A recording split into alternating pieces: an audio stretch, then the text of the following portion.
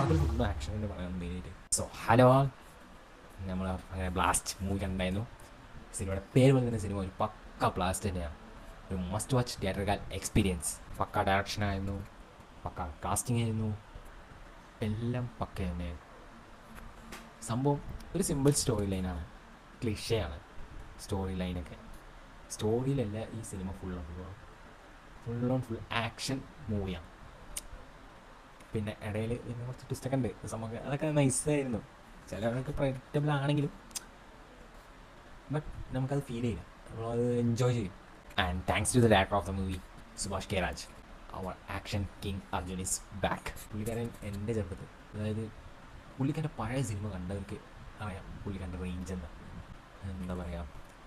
മുതൽ എനിക്ക് തോന്നുന്നു കുറച്ചുകൂടി ആക്ഷൻ കുറവാണ് എന്നാണ് ബാക്കി വെച്ചപ്പോൾ. നമ്മൾ വാത്തിയാർ, മാസി, അതേപോലെ തന്നെ ജെൻറ്റൽമാൻ, അതുപോലെ കുറച്ച് ഐറ്റംസ് ഉണ്ട്. അതൊക്കെ കണ്ടവർക്കറിയാം പുള്ളിക്കാരൻ്റെ റേഞ്ച് എന്താണ്, പുള്ളിക്കാരൻ എന്തുകൊണ്ടാണ് ആക്ഷൻ കിങ് എന്ന് വിളിക്കണം. പുള്ളിക്കാരൻ്റെ ഒരു ഓറ ഉണ്ട്, സ്ക്രീൻ പ്രസൻസ്, അത് വേറെ തന്നെയാണ്. പിന്നെ അതേപോലെ തന്നെ അഭിരാമി, നമ്മുടെ ബിരിമാണ്ടി ഇതിലൊക്കെ ഉള്ള ആളാണ്. പുള്ളിക്കാരത്തിലൊക്കെ വന്നിട്ട് പക്ക റോളാണ്. പുള്ളിക്കാരിയൊക്കെ ഉണ്ടല്ലോ സിനിമയിൽ വേറെ ലെവൽ. പിന്നെ ഈ പടത്തിലെ മെയിൻ ക്യാരക്ടർ പ്രീതി മൂവി. പ്രീതി മൂവി നല്ല അടിപൊളി ക്യാരക്ടർ, അടിപൊളി പണം, പൊളി ആക്ഷൻ ഉണ്ടല്ലോ. It was so unexpected.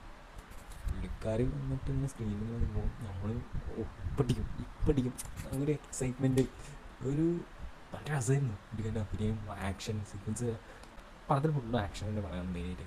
പിന്നെ അതിലൊരു വില്ലൻ ക്യാരക്ടറുണ്ട്, മെയിൻ വില്ലൻ അല്ല, മെയിൻ വില്ലൻ അയച്ചു വിടുന്ന ഒരു type of second villain type ക്യാരക്ടറാണ്. ഇപ്പോൾ എൻ്റെ സ്ക്രീൻ പ്രസൻസും അക്ഷയ ഡ്രോയിങ് ശരി എല്ലാം.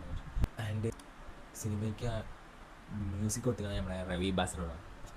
അറിയാതെ KGF, സലാർ, ആ ഒരു പുള്ളിക്കാരൻ്റെ രീതിയിലുള്ള മ്യൂസിക്.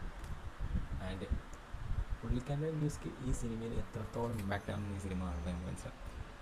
ഓരോ ഫൈറ്റ് സീക്വൻസിലും അല്ലെങ്കിൽ ഓരോ ത്രില്ലിങ് മൂമെൻറ്റ്സിലും പുള്ളിക്കാരൻ്റെ മ്യൂസിക് തന്നെ ഇമ്പാക്റ്റ് അത് നല്ല വൃത്തിക്ക് ചെയ്യുന്നു. പിന്നെ ക്യാമറ വർക്ക്സ് ആണെങ്കിലും ശരി, ആർട്ട് ഡിപ്പാർട്ട്മെൻറ്റ്, മ്യൂസിക് ഡിപ്പാർട്ട്മെൻറ്റ് എല്ലാം നല്ല അടിപൊളി തന്നെയായിരുന്നു പടത്തിൽ. എന്തോ ഓക്കെ, ബൈ ബൈ.